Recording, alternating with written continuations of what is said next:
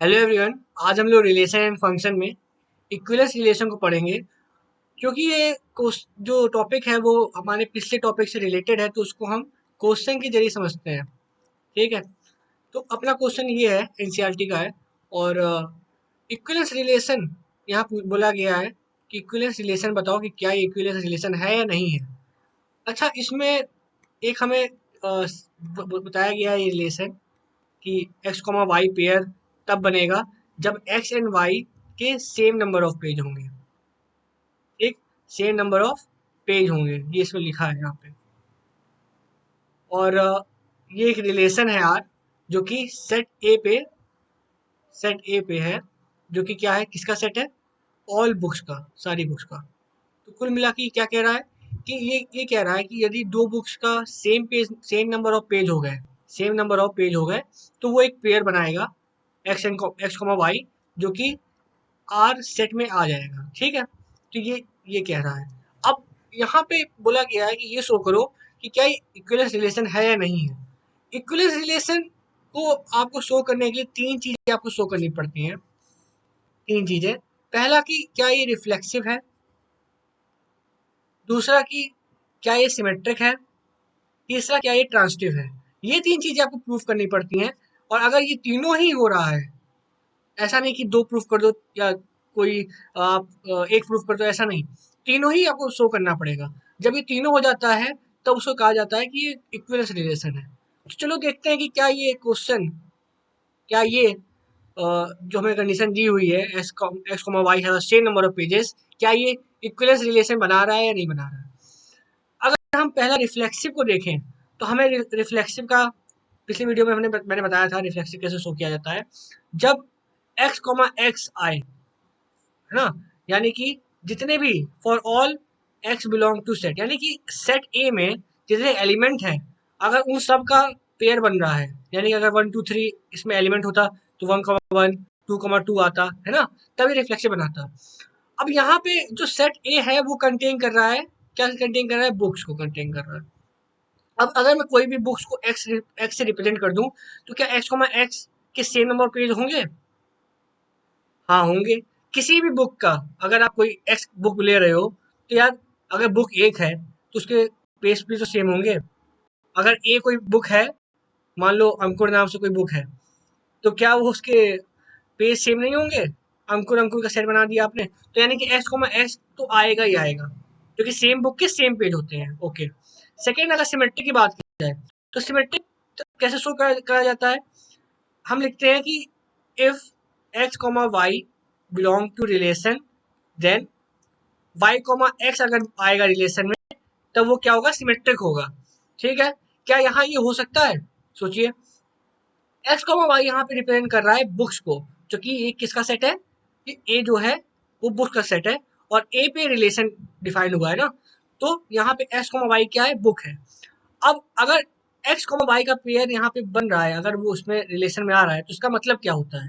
इसका मतलब है कि एक्स एंड वाई के सेम नंबर ऑफ पेज है।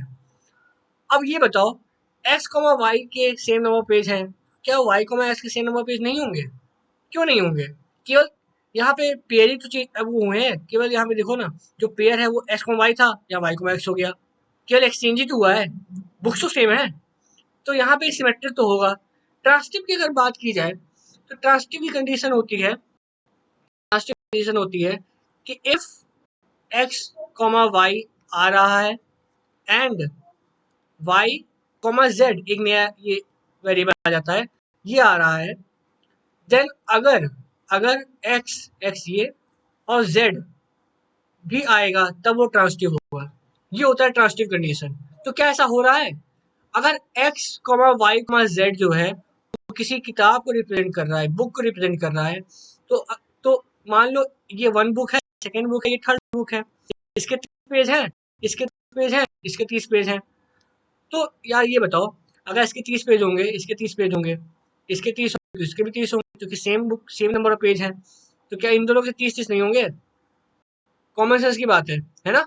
तो या तो मतलब कि ये ट्रांसिटिव भी हो रहा है।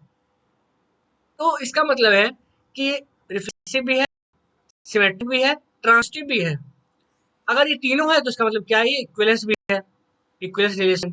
तो इससे हमने ये समझ लिया इस क्वेश्चन से कि इक्विवेलेंस रिलेशन क्या होता है। इक्विवेलेंस रिलेशन प्रूफ करने के लिए हमें तीनों कंडीशन बतानी पड़ती हैं, रिफ्लेक्सिव, सिमेट्रिक, ट्रांजिटिव। अगर आपको इन तीनों कंडीशन की कमांड है तो आप आसानी से सारे क्वेश्चन सॉल्व कर लोगे। आज की वीडियो में हम इसी से रिलेटेड कुछ क्वेश्चन सॉल्व करेंगे, जिससे आपको इसी चीज में कमांड आ जाएगी। ठीक है, तो चलिए क्वेश्चन सॉल्व करते हैं। तो ये अपना सेकंड क्वेश्चन है, क्वेश्चन हमने सॉल्व किया एंड ये सेकंड क्वेश्चन अपना है। ये सीबीएसई 2009 में आया हुआ है, तो इम्पोर्टेंट है। मैं प्रीवियस ईयर ही कराऊंगा, इससे आपको थोड़ा पुराने सवाल भी लग जाएंगे, और क्योंकि ये आया हुआ है और उसको आप सॉल्व कर लोगे तो आपके लिए थोड़ा फायदेमंद भी होगा। यहाँ ये कहा गया है कि आर एक रिलेशन है जो कि सेट ए में डिफाइंड है, और सेट ए को इन्होंने इस तरह से दिया हुआ है। ठीक है, पिछले क्वेश्चन में कहा था कि सेट ए है जो कि ऑल बुक्स का है, तो वहाँ हमने बुक से रिलेट किया था सेट को। यहाँ पे जो सेट है वो क्या है, यहाँ पे हमें एक नंबर के फॉर्म में दे दिया गया है 1 2 3 4 5। तो जितने भी एलिमेंट होंगे हम इसी से उठाएंगे। ठीक है, अब इसमें रिलेशन जो डिफाइन किया गया है वो कुछ इस तरह से है, ए कॉमा बी, कुछ इस तरह से देखिए। अब देखो ये कह रहा है, ये चीज ये कह रहा है कि आर जो रिलेशन है उसमें एलिमेंट तभी बनेंगे जब वो इस कंडीशन को फॉलो करेंगे। कंडीशन क्या है कि ए माइनस बी का जो मॉड है वो क्या होना चाहिए, वो इवन होना चाहिए, ये कंडीशन है। ओके, तो ये कह रहा है कि इसमें देखो दो पार्ट है इस क्वेश्चन में। पहला पार्ट ये है, सेकेंड पार्ट ये है। पहले पार्ट को करते हैं जो कि यहाँ तक है। पहले पार्ट में हमें ये शो करना है कि क्या ये इक्विवेलेंस रिलेशन है या नहीं है। मैंने पहले बताया था कि इक्विवेलेंस रिलेशन क्या होता है। इक्विवेलेंस रिलेशन में हमें केवल तीन चीज़ें प्रूव करनी है, जो कि क्या क्या है। पहली है रिफ्लेक्सिविटी, तो पहले हम रिफ्लेक्सिविटी प्रूफ करेंगे, क्या ये रिफ्लेक्सिविटी है या नहीं है। ओके, रिफ्लेक्सिव कंडीशन क्या होती है कि for A comma B comma C belong to A, क्या आना चाहिए, A comma A, B comma B, C comma C जो है, ऐसे पेयर्स बनेंगे, वो बिलोंग करना चाहिए किसको, रिलेशन को बिलोंग करना चाहिए। ठीक है, तो अब हमें ये देखना है कि क्या यहाँ से जो पेयर्स बनेंगे, यहाँ से अगर इसको रिफ्लेक्सिव होना है ना, तो 1,1, 2,2, 3,3 और ये 4,4 और 5,5 को तो इसे रिलेशन में आना ही पड़ेगा। अगर ये आ रहे हैं तब ये रिफ्लेक्सिव है, और अगर नहीं आ रहे हैं तब ये रिफ्लेक्सिव नहीं है। तो इसके लिए आप ये देखो, आप इतने सारे एलिमेंट क्या लोगे, मैं आपको सीधे बता रहा हूँ। आप ऐसे करो ना, for a belong to a set.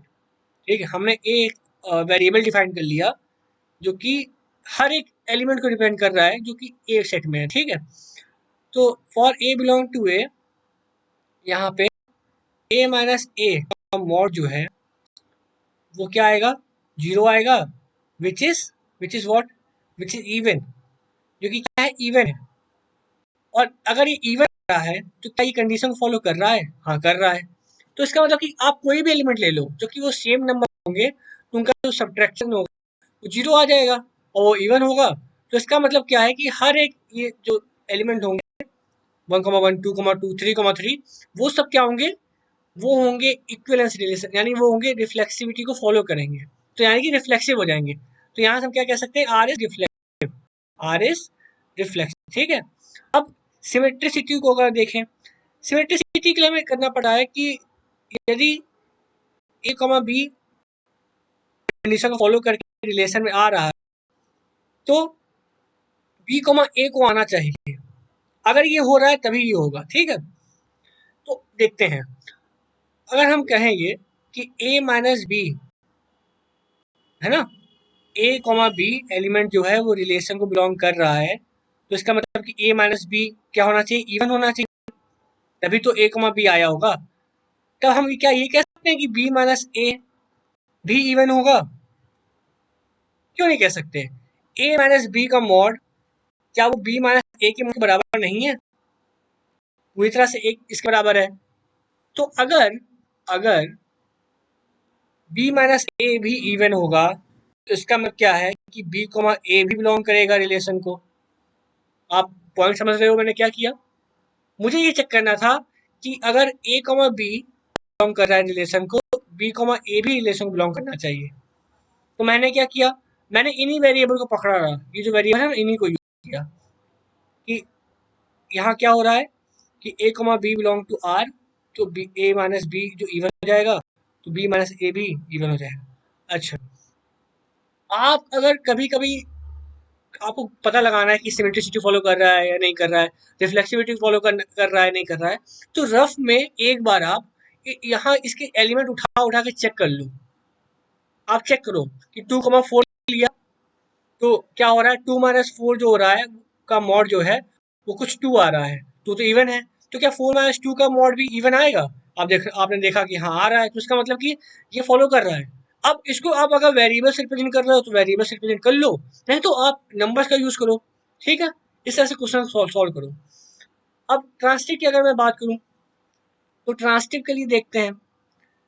ठीक है, ट्रांसटिव की कंडीशन ये होती है कि यदि दो नंबर हैं वो रिलेशन को बिलोंग कर रहे हैं, है ना, A comma B, and B comma C एक नंबर है जो बिलोंग कर रहे हैं, देन हमें ये चेक करना है कि ए कॉमा सी बिलोंग कर रहा है या नहीं कर रहा है।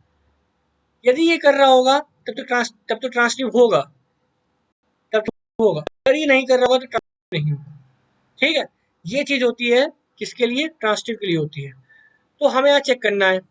अब अगर ए कॉमा बी बिलोंग कर रहा है रिलेशन को, इसका मतलब क्या है कि ए माइनस बी जो है वो क्या है, इवन है। ठीक है, एंड बी माइनस सी अगर बिलोंग कर रहा है तो इसका मतलब क्या है, बी कॉमा सी बिलोंग कर रहा है तो इसका मतलब क्या है, बी माइनस सी इवन है ना, बी माइनस सी का मॉड इवन है। तो कंडीशन को फॉलो किया तभी तो पेयर को बिलोंग कर रहा होगा। तो यहाँ से क्या बात निकल के आ रही है, यहाँ से देखो उसको यहाँ से अगर नोटिस करो तो ये बात निकल के आ रही है कि कि ए एंड बी जो है, या तो वो दोनों जो है वो क्या है, इवन है, या तो ऑड है। क्यों? अगर ये देखो, आप कोई भी नंबर ले लो, अगर वो इवन और ऑड दोनों होगा ना तो उनका जो आंसर आएगा वो एक ऑड में आएगा। अगर वो इवन होगा दोनों तो वो एक इवन आएगी, और अगर वो ऑड हुआ ना तब भी इवन आएगा। तो इसका मतलब क्या है कि या तो ये इवन होगा या तो ऑड होगा। तो इस चीज से हमें क्या फायदा मिला, ये सोचते समय क्या फायदा मिला इस क्वेश्चन सॉल्व करने में, इस चीज से हमें ये फायदा मिला कि हमें दो केस हो सकते हैं। पहला केस हो सकता है कि व्हेन बी इज इवन, जब बी इवन होगा, तो इससे क्या होगा, इससे ये होगा कि हम ये लिख सकते हैं कि A comma B belong to R and B comma C belong to R, then A minus B जो है वो इवन है एंड बी माइनस सी जो है वो भी इवन है। ठीक है, दोनों इवन है, तो इसका मतलब कि ए इज इवन, जो कि हम कह रहे हैं कि बी इवन है, बी इवन है तो दोनों को इवन होना पड़ेगा ना इवन लाने के लिए। इसको देखो यहाँ पे, जब दोनों इवन होते हैं तभी इवन आता है। तो इसीलिए अगर मैं बोल रहा हूँ कि बी इवन है तो ए को इवन होना पड़ेगा, जो कि मैंने यहाँ लिख दिया कि ए इवन है, एंड क्योंकि यहाँ पे बी इवन है तो यहाँ पे सी इज इवन, सी इवन। अब अगर ये भी इवन तो ए माइनस सी क्या है, वो भी इवन हो जाएगा। There are so much even even in this question, इस क्वेश्चन बहुत सारे इवन इवन हो गया। ठीक है, तो ये केस मैंने बनाने से मुझे ये फायदा हुआ कि लास्ट में मैं ऐसे ला के इससे प्रूव कर सकता हूँ कि ये ट्रांसटिव हो रहा है। अभी नहीं हो रहा है, अभी हमें एक और केस देखना है। ठीक है, तो केस सेकंड देखते हैं। यहाँ पे हमने मान लिया कि बी ऑड है। अब इसको मैं सॉल्व करता हूँ। ठीक है, बी ऑड है तो यहाँ पे देखो ना, सेम चीज ही आएगी यहाँ पे, ये तो सेम चीज यहाँ पे आएगी, ये लाइन यहाँ पे सेम आ जाएगी ऐसे। ठीक है, तो यहीं पे देखते हैं, बी अगर यहाँ पे ऑड हो जाएगा तो ए को भी ऑड होना पड़ेगा, तो यहाँ मैं लिख सकता हूँ ए इज ऑड। अगर यहाँ पे बी ऑड है तो सी को भी ऑड होना पड़ेगा, एंड सी इज ऑड। अब अगर दोनों ऑड है तो दोनों का सब्ट्रैक्शन क्या होगा, वो क्या होगा, इवन होगा, तो यानी कि ये भी पेयर बिलोंग करेगा। ठीक है, तो यानी कि हम देख लिए कि दोनों केसेस हमने सॉल्व किया, हमें पता चला कि ट्रांसटिव भी हो रहा है। तो ये क्वेश्चन कितना वंडरफुल है। ठीक है, और इसका मतलब है कि ये रिफ्लेक्सिव भी है, सिमेट्रिक भी है, ट्रांसिटिव भी है, तो ये क्या है, ये इक्विवेलेंस है। बहुत वंडरफुल क्वेश्चन था, आपके सीबीएसई बोर्ड में आया है, तो ये दोबारा भी आएगा। अभी इसका पहला पार्ट हुआ है, ये भी सोचो, पहला पार्ट हुआ है, मुझे लगता है 5 मार्क्स का क्वेश्चन हो सकता है ये। सेकेंड पार्ट में यहाँ देखो क्या लिखा है, यहाँ पे ये लिखा हुआ है, so that all the element of 1, 3, 5 are related to each other. अच्छा, and all element of 2, 4 are related to each other, but no element of 1, 2, 3 are related to ये क्या कह रहा है, मैं समझाता हूँ। यहाँ पे ये कह रहा है कि 1, एक मिनट, क्या है, 1, 3, 5 और 2, 4 ना, 1, 3, 5 जो है ये एक सेट हो गया, ये खुद से रिलेटेड है। खुद से रिलेटेड होने का मतलब क्या है कि कि यार ये कंडीशन फॉलो कर रहा है। कैसी कंडीशन फॉलो कर रहा है, जो हमने यहाँ पे शो किया ना, ये सब चीजें इसको फॉलो कर रहा है, ठीक है। और यानी कि इनका सब्ट्रैक्शन जो होगा वो इवन होगा, ये कहना चाह रहा है। और कह रहा है 1, 3, 5 जो है वो रिलेटेड किससे है, वो रिलेटेड है इवन से, 2, 5 से 11, 2, 4 से 11, इससे 11, इससे रिलेटेड नहीं है, ये प्रूफ करना है। अच्छा देखो, सिंपल नहीं है। अभी हम यहाँ क्या पीछे सीख के आए हैं एक चीज यहाँ पे, कि जब दोनों इवन रहता है और एक ऑड रहता है, ठीक है, तो ऑड आता है, और क्योंकि ऑड आ रहा है तो ये अपनी कंडीशन ही फॉलो नहीं करेगा। कंडीशन हमारी क्या थी कि माइनस करके इवन आना चाहिए, ठीक। तो अगर ये एक ऑड है और एक इवन है, तो कैसे रिलेट हो सकता है, कैसे रिलेटेड होगा, क्योंकि दोनों का एलिमेंट उठा के सब्ट्रैक्ट करोगे, है ना। अगर आप अगर आप अगर आप एक एलिमेंट इससे उठाओगे, यानी ऑड आएगा एलिमेंट, जो कि ऑड ही का पूरा सेट है, यहाँ से एक इवन आएगा एलिमेंट, इनको सब्ट्रैक्ट करोगे तो एक ऑड हो जाएगा, एक इवन हो जाएगा, तो इससे क्या होगा, एक ऑड आएगा, ठीक है। तो ये तो कंडीशन ही फॉलो नहीं करेगा अपनी। हमारी कंडीशन क्या थी कि ए माइनस बी जो आना चाहिए वो इवन आना चाहिए, तब एक पेयर बनेगा ए कॉमा बी, जो कि आर सेट में आएगा, ठीक है। तो कंडीशन ही फॉलो नहीं करेगा, तब ये रिलेटेड नहीं हो सकता। अब कह रहा है कि यहाँ पे क्वेश्चन में कि ये भी शो करो कि जो हमारा 1, 3, 5 है, ये खुद से रिलेटेड है। तो यार ये खुद से रिलेटेड तो होएगा ही ना, देखो, क्योंकि यहाँ से मैंने एक एलिमेंट उठाया ऑड, यहाँ से एलिमेंट उठाया ऑड, और जब ऑड ऑड को माइनस करते हैं तो हमेशा क्या आता है, एक इवन आता है। तो ये अपनी कंडीशन को यहाँ फॉलो कर देगा, जो हमने कंडीशन यहाँ पे लिखी हुई है यहाँ पे, ये। तो ये इतना वंडरफुल क्वेश्चन था, मुझे लगता है 5 मार्क्स का तो होगा ये, ठीक है।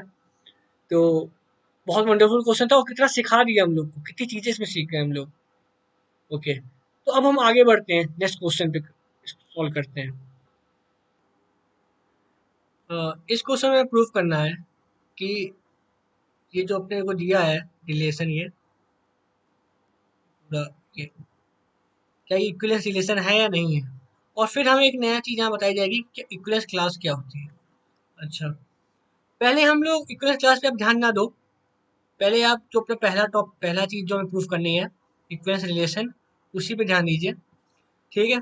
यहाँ पे जो कंडीशन दी हुई है वो ये दी है कि आर एक रिलेशन है on the set N cross N, ठीक। वहां सेट ए था, पिछली बार क्वेश्चन में हमने देखा था ए सेट है जिसके एलिमेंट्स है, यहाँ पे N cross N. N cross N का मतलब क्या हुआ, एन क्रॉस एन एक क्रॉस प्रोडक्ट को दिखा रहा है, क्रॉस प्रोडक्ट जिसमें नेचुरल नंबर होंगे, यानी कि 1, 1 हो गया, 1, 2 हो गया, है ना, 1, 3 हो गया, तो इस तरह से, या 2, 1, इस तरह से नेचुरल नंबर्स होंगे। तो एक तरह से पेयरिंग है दो नेचुरल नंबर की। अब इससे उतना मतलब आप ध्यान ना दो तब भी चलेगा, मैं बस ऐसा बताने की कोशिश कर रहा था। यहाँ पे बोला गया है मेन चीज कि A comma B pair relate करेगा सी कॉमा डी से, कब करेगा, ये तब करेगा जब हम ऐसे लिख सकते हैं इसको, यानी मान लो कुछ ऐसे नंबर्स हैं जिनको अगर आप, जैसे मैंने 1, 2 है, एग्जांपल दे रहा हूँ बस, और 2, 3 है, या 3, या मैं बोलूँ 4, 3 है, ठीक।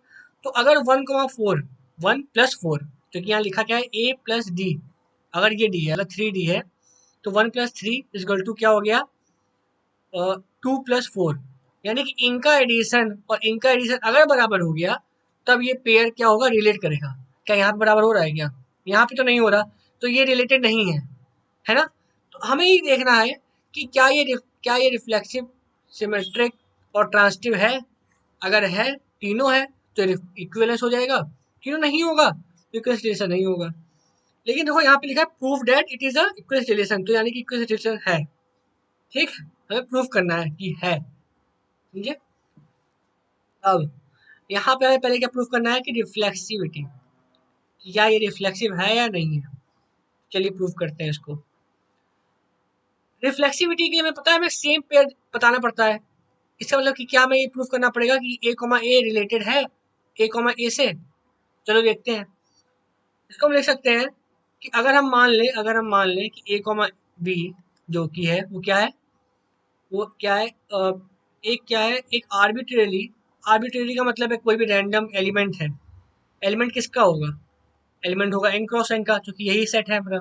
ठीक है, तो इसका मतलब है कि बी जो है बिलोंग कर रहा है n क्रॉस n को। ओके, तो इसको हम लिख सकते हैं कि a plus B equal to B plus A. तो इसका मतलब क्या है, ये मैंने क्यों लिखा, ये मैंने यहाँ से लिखा। अगर ये n क्रॉस n को बिलोंग कर रहा है, उसका सबसेट है, तो इसका मतलब कि इस कंडीशन फॉलो कर रहा है। तो यहाँ से हम क्या लिख सकते हैं कि बी जो है वो रिलेटेड है बी से। क्यों, क्योंकि हमें पता है कि इनका सम को बराबर आ रहा है, और अगर ऐसा सम बराबर आ रहा है तो इसका मतलब क्या है, ये रिलेटेड होंगे। तो यहाँ से हम बोल दिए कि अगर सेम पेयर्स होंगे तो वो एक दूसरे से रिलेट करेंगे। तो इसका मतलब क्या होगा कि आर इज रिफ्लेक्सिव, आर क्या है, रिफ्लेक्सिव है। अब हमें शो करना है कि क्या ये सिमेट्रिक है, क्या ये सिमेट्रिक है। तो इसको शो करते हैं। तो सिमेट्रिसिटी शो करने के लिए हमें ये बताना पड़ेगा कि अगर हम दो कोई पेयर्स लेंगे तो क्या उनको उल्टा करने में वही चीज आएगी। यानी कि अगर हम बोले कि बी जो है वो डी के रिलेटेड है, तो क्या डी रिलेटेड होगा बी से। समझ रहे हैं आप। देखो यहाँ पे क्या हुआ है, यहाँ पे जैसे पहले हम पढ़ते थे ए और ए, जैसे एक्स एंड वाई पढ़ते थे, तो यहाँ एक्स एंड वाई एलिमेंट की जगह पेयर दे दिया गया है। ठीक है, आप इनको एक एलिमेंट ही समझो इस पेयर को, तब आप आसानी से कर लोगे। तो हमें ये प्रूफ करना है कि क्या ऐसा होगा, तो देखते हैं। तो if if B is related to D, ठीक है, देन हम क्या लिख सकते हैं कि A plus D is equal to B plus C. Okay, अब इसी चीज को आप क्या लिख सकते हो, इसी चीज को लिख सकते हो A plus B equal to D plus A. मैंने क्या किया, बस इसको थोड़ा एक्सचेंज कर दिया ऐसे करके। ऐसा क्यों किया मैंने, इससे क्या हुआ, इससे एक ऐसे हम इसको लिख सकते हैं C plus D is equal to, sorry, related to A comma B. यानी समझिए समझे आप, यानी कि इसको अगर मैं कुछ इस तरह से लिख दूं, एक्सचेंज करके थोड़ा लिख दूं, तो ये क्या हो जाएगा, ये सी डी हो गया और ये हो गया बी ए। तो इससे क्या हमें मिला, हमें ये मिला कि सी डी रिलेटेड है ए बी से। मतलब कि मैंने बस क्या किया, मैंने इसको एक्सचेंज कर दिया, कुछ थोड़ा टेढ़ा मेढ़ा कर दिया, क्योंकि इसको एक्सचेंज करके कोई अंतर तो पड़ेगा नहीं सम को, है ना। तो इससे क्या मैं शो कर दिया कि अगर बी और डी रिलेट कर रहे हैं, तो डी और बी भी रिलेट करेंगे। बहुत जेन्युइन बात है, बहुत जेन्युइन बात है, ये बहुत ही मतलब कॉमन सेंस वाली बात है।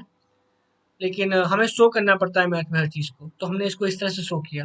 तो हमें पता चल गया कि आर क्या है, वो सिमेट्रिक भी है। ठीक है, आप इस तरह शो करोगे, इसको यहाँ पे एक्सचेंज करा दोगे। ट्रांजिटिव कैसे शो करेंगे, ट्रांजिटिव देखते हैं, एक मिनट।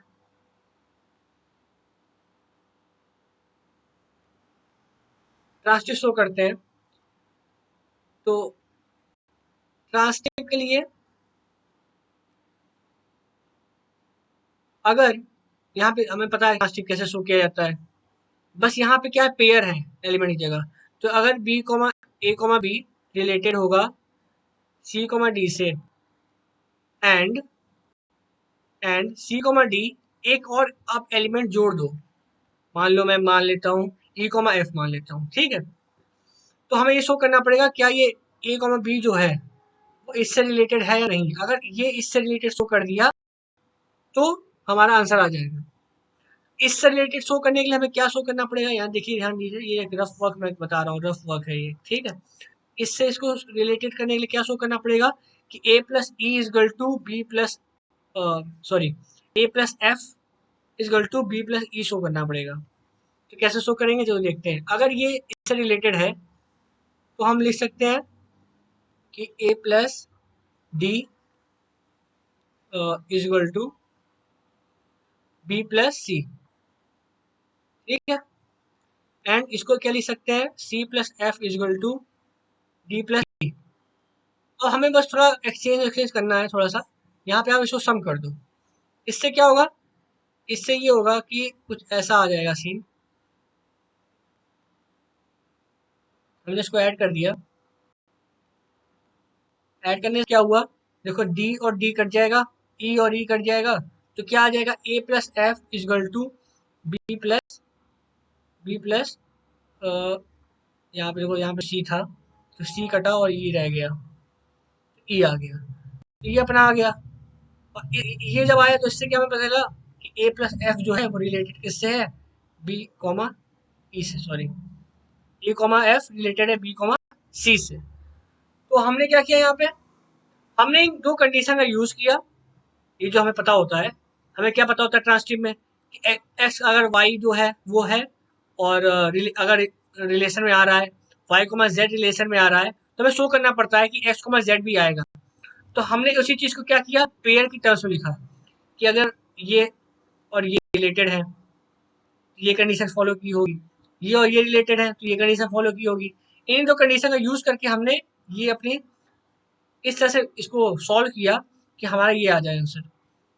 जिससे हमने क्या शो कर दिया कि ए कॉमा एफ रिलेटेड है बी कॉमा सी से, तो इससे क्या पता चल गया कि हमारा जो आर है वो क्या है, वो ट्रांसटिव है। ओके, तो इससे क्या हमें प्रूव हो गया कि ये क्या है, एक रिफ्लेक्स, एक इक्विवेलेंस रिलेशन को फॉलो कर रहा है। क्यों, सिमेट्रिक भी है, रिफ्लेक्सिव भी है और ट्रांसटिव भी है। इसलिए देखो, क्वेश्चन अभी ओवर नहीं हुआ है, यहाँ पे एक और चीज बोली गई है, इक्विवेलेंस क्लास। अब एक नया टर्म आया इक्विवेलेंस क्लास। देखो नया नहीं है, आप पहले पढ़ चुके हो इसको।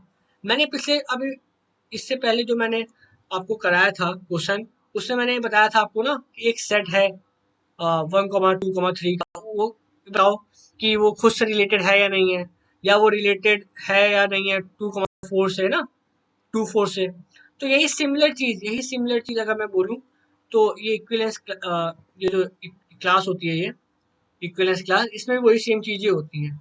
कैसे, देखते हैं। देखो, इक्विवेलेंस क्लास जो होता है, अगर यहाँ जैसे बोला गया है इक्विवेलेंस क्लास बताओ 2,3 का और 1,3 का, तो इक्विवेलेंस क्लास अगर मैं बोलूँ बताओ 2,3 का, तो मैं ये कहना चाह रहा हूँ कि ये बताओ कि 2,3 जो है वो किन किन एलिमेंट से रिलेटेड है। यानी कि हमारी जो कंडीशन दी हुई है उसको फॉलो करते हुए ये किस किस एलिमेंट से रिलेट कर रहा है। तो इसको आप कैसे लिख सकते हो, इसको आप इस तरह से लिख सकते हो कि 2,3 जो है, ऐसे कौन कौन से पेयर्स हैं, ऐसे कौन कौन से पेयर्स हैं, यानी कि अगर इक्विवेलेंस क्लास, मैं इसको बोल रहा हूँ कि मैं इक्विवेलेंस क्लास निकाल रहा हूँ ना, तो कुछ इस तरह से होता है कि x comma y belong to N cross N such that x comma y related to R. मतलब समझ रहे हो आप, अगर आपसे बोला जाए कि आप निकालो इक्विवेलेंस क्लास ऑफ 1, ओके, इसका मतलब होगा कि आप ऐसे एलिमेंट बताओ एक्स कॉमा वाई कॉमा, कोई भी ऐसे एलिमेंट बताओ जो कि 1 से रिलेटेड है। अगर मैं यहाँ कह रहा हूँ कि इक्विवेलेंस रिलेशन बताओ 2,3 का, तो मैं ये कह रहा हूँ कि ऐसे पेयर्स बताओ जो कि रिलेटेड है 2,3 से। समझे। अब कैसे निकालेंगे ये देखते हैं। इसको निकालने का आसान तरीका है, इसी को आप सॉल्व करो। हमें कंडीशन दी हुई है, इसी को हम लेके इसको सॉल्व करते हैं। तो इसको सॉल्व किया हमने, इसको कैसे लिख सकते हैं, x plus 3 equal to y plus two, है ना? जो हमें कंडीशन यहाँ दी हुई थी, ये वाली, इसी कंडीशन को यूज किया हमने। ओके, अब इसको थोड़ा मैनिपुलेट करो।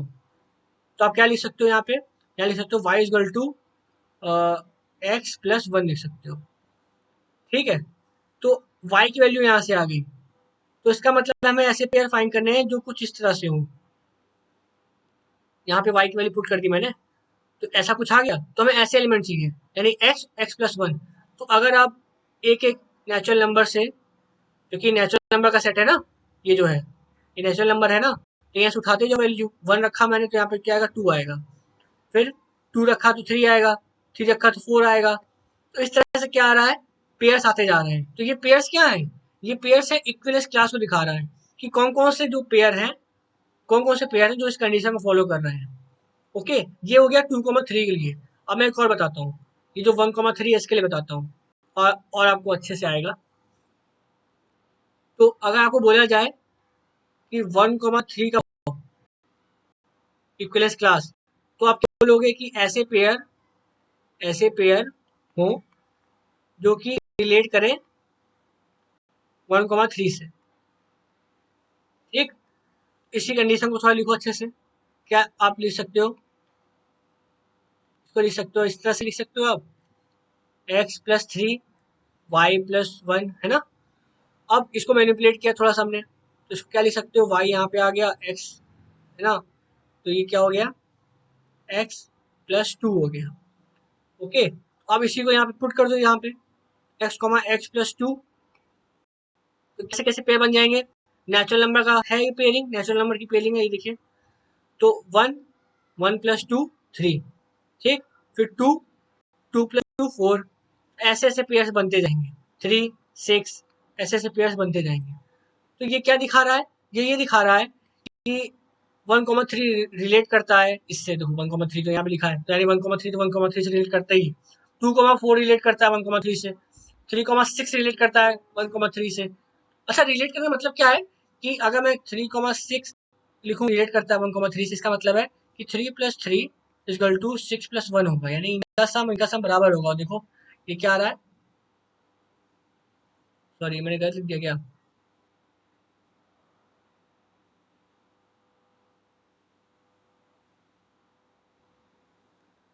ये क्यों हो रहा है, ये वन यहाँ पे, अच्छा सॉरी सॉरी सॉरी, यहाँ पे अगर थ्री होगा तो थ्री प्लस टू क्या होगा, फाइव होगा। यहाँ पे गलती कर दी, कि फाइव है ना, तो थ्री प्लस थ्री यानी क्या हो गया, सिक्स, और फाइव प्लस वन सिक्स। इसी तरह अगर 2,4 लोगे तो 2,4 भी रिलेट करेगा 1,3 से। किस तरह से, ये देखिए, टू प्लस थ्री फाइव, और ये क्या आ गया, फोर, वन फाइव। तो इस तरह से मैं बोल रहा हूँ, जब भी आपको बोला जाए इक्विवेलेंस क्लास निकालो, तो आपको क्या करना है, इस कंडीशन को फॉलो करना है, इस कंडीशन को फॉलो करना है। ओके, ये जो कंडीशन यहाँ पे दी हुई है, इस कंडीशन को करना है। तो एक और क्वेश्चन है, चिंता ना करिए, लास्ट क्वेश्चन आपके लिए है, जिसमें आप ये भी समझ जाओगे इक्विवेलेंस क्लास क्या होता है। मैंने बता तो दिया है, लेकिन और अच्छे से समझ जाओगे। और जितने भी मैं क्वेश्चन करा रहा हूँ सब आए हुए हैं, तो क्वेश्चंस भी इंपॉर्टेंट है। ऐसा नहीं होगा कि आपका टाइम वेस्ट होगा, क्वेश्चंस भी बहुत इंपॉर्टेंट होंगे। तो अब इस क्वेश्चन को हम लोग सॉल्व करते हैं। इस क्वेश्चन में अगर आप देखो, तो पिछली बार हमें दिया था एन क्रॉस एन, ठीक है। यहाँ पे हमें दे दिया एक सेट दे दिया हमें, एक सेट दे दिया 1,2,3, और ये 9 का ये सेट दे दिया। और सेम कंडीशन यहाँ पे कह दी है, यहाँ पे सेम कंडीशन कह दी है कि A comma be related to है सी कॉमा डी से। और ये क्या, कब होगा ये, कब ये रिलेट करेगा, जब A plus D equal to B plus C. यानी एकदम सेम क्वेश्चन पिछले बार जैसा है। और ये आया था 2014 में, और वो कब आया था, 2015 में। यानी कि बहुत इंपॉर्टेंट क्वेश्चन होते हैं इस टाइप के। तो ये जो पहला पार्ट है ये पूरा, आप सिमिलर जैसे पिछली बार मैंने किया था वैसे सेम करना है इसको, कुछ अंतर नहीं पड़ेगा। और तो ये आपके लिए होमवर्क होगा, पहला वाला पार्ट होमवर्क। दूसरा वाला पार्ट जो है यहाँ पे कह रहा है, prove that R is equivalence relation also obtain the equivalence class. तो इक्विवेलेंस क्लास हम लोग ऑब्टेन करते हैं यहाँ पे, क्योंकि पहला वाला पार्ट एकदम सिमिलर है। आपको कुछ नहीं करना है, जैसे पहले मैंने किया था वैसे ही करना है। पहले ट्राई करना है इसको एक बार, उसके बाद मेरा अगर नहीं आया तो पिछले वाला जो मैंने किया था उसी तरह से इसको करने की कोशिश करना, ठीक है। तो इक्विवेलेंस क्लास निकालते हैं इसकी। तो ये मेन क्वेश्चन अपने लिए कैसा हो गया, इक्विवेलेंस क्लास निकालने के लिए हो गया। ठीक है, तो यहाँ पे दिया है 2,5। ओके, अब हम इक्विवेलेंस क्लास निकालेंगे। तो एक तरह से इक्विवेलेंस क्लास भी एक सेट ही है ना। तो यहाँ पे क्या कंडीशन हम यूज करेंगे, कंडीशन यूज करेंगे कि x, y belong to A cross A. एक देखो ए एक सेट दिया है इस तरह से, तो हम ए क्रॉस ए को लिखते हैं, क्योंकि यार देखो एक पेयर होता है ना, पेयर। तो पेयर कहाँ से आएगा, पेयर तो हमेशा जो पेयर हम लेंगे वो एक हम क्रॉस प्रोडक्ट से ही लेंगे, इसीलिए यहाँ पे ए क्रॉस ए लिखा हुआ है। ओके, अब यहाँ पे क्या करनी, क्या क्या हम लिखेंगे यहाँ पे कि x, y ऐसे पेयर बताओ जो कि रिलेटेड हैं 2,5 से, क्योंकि हम 2,5 का क्या निकालना है, इक्विवेलेंस क्लास, इसलिए ऐसे पेयर बताओ जो कि 2,5 से रिलेटेड है। और इनके बीच में कंडीशन कौन सी लगेगी, कंडीशन जो यहाँ पे दी हुई है, यानी कि a प्लस डी जो होना चाहिए वो बराबर होना चाहिए b प्लस सी के। तो यहाँ पे अगर देखा जाए तो क्या होना चाहिए कि x प्लस 5 बराबर होना चाहिए y प्लस 2 के। तो इसको थोड़ा अगर सही से लिखें तो हम लिख सकते हैं, यहाँ 2 माइनस हो जाएगा तो 3, इस तरह से होना चाहिए। तो यहाँ देखो, यहाँ y की वैल्यू आ गई, तो हम क्या लिखेंगे कि ऐसे पेयर बताओ जो कि कुछ इस तरह से हो। अब देखो, वहां पे हम अपने मन से कोई भी नेचुरल नंबर उठा रहे थे और पुट कर दे रहे थे। यहाँ पे हमें एक सेट दिया हुआ है जो कि कहाँ से है, 1 से 9 तक के एलिमेंट हैं, तो इतने ही आप पुट करोगे। तो पहला पुट किया 1 तो क्या आया, 4 आया। ठीक, दूसरा पुट किया 2 तो क्या आया, 5 आया। 3 तो 6 आया। और ये सब क्या है, रिलेटेड है इससे। कैसे पता चलेगा रिलेटेड है, देखो कुछ नहीं करना है, 1,4 अगर रिलेटेड है 2,5 से तो एक कंडीशन को फॉलो करेगा कि 1,5 जो होना चाहिए इसका सम इसके सम के बराबर होना चाहिए। तो है, देख लो है भी, ये भी 6, ये भी 6। ठीक है, तो इस तरह से हम इक्विवेलेंस रिलेशन को, इक्विवेलेंस क्लास को हम लोग क्या करते हैं, फाइंड करते हैं। इस वीडियो में आपने इक्विवेलेंस रिलेशन को पढ़ा एंड इक्विवेलेंस क्लास को पढ़ा, इन दोनों चीजों को आपने सीखा। ठीक है, और जितने भी क्वेश्चन आपने लगाए हैं सब प्री IQ हैं, तो चिंता की बात नहीं है, टाइम वेस्ट नहीं किया आपने। एंड नेक्स्ट वीडियो जो आएगी वो अब फंक्शंस पे आएगी। तो thank you for watching this video.